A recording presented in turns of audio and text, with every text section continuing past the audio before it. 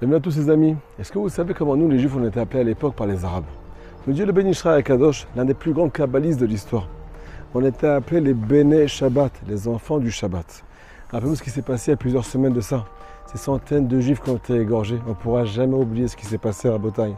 Et des gens aujourd'hui qui n'ont même pas encore été enterrés. Vous savez pourquoi? Ils ont reçu tellement de balles dans la tête qu'on ne peut pas les identifier. Donc on ne peut pas les enterrer, nous les Juifs, selon la halakha.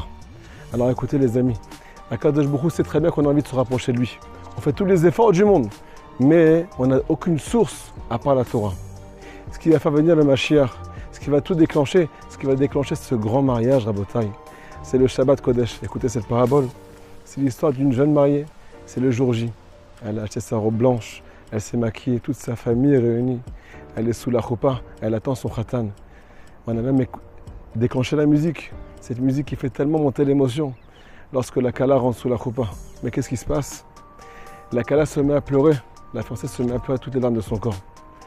Ils appellent le khatan, il ne veut pas venir, il ne veut pas se rendre dans la cérémonie. Tout le monde est là, il manque que lui. Le père de la Kala l'appelle, il lui demande, mais pourquoi tu ne viens pas, tu nous fais honte. Ma fille est en train de pleurer à cause de toi. Qu'est-ce qu'il a répondu?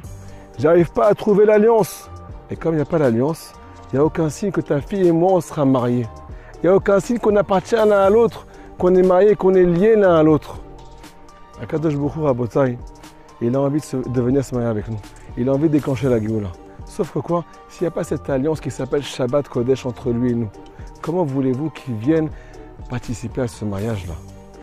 Aux yeux de toutes les nations du monde. Écoutez comment le Shabbat protège.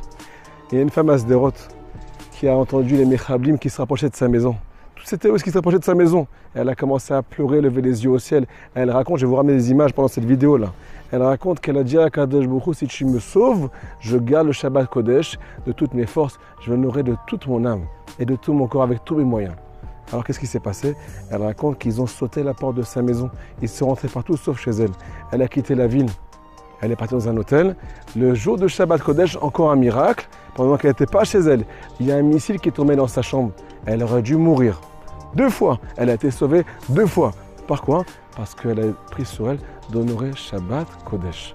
Shabbat Rabotai, c'est l'alliance. C'est ce qui va nous sauver de toutes nos épreuves et tous nos soucis. Ce qui va nous ramener la parnassa, la santé. Ce qui va nous ramener ce qu'on appelle la vraie vision des choses. Je dis à Rabbi Nachman, tu veux voir Dieu dans ta vie?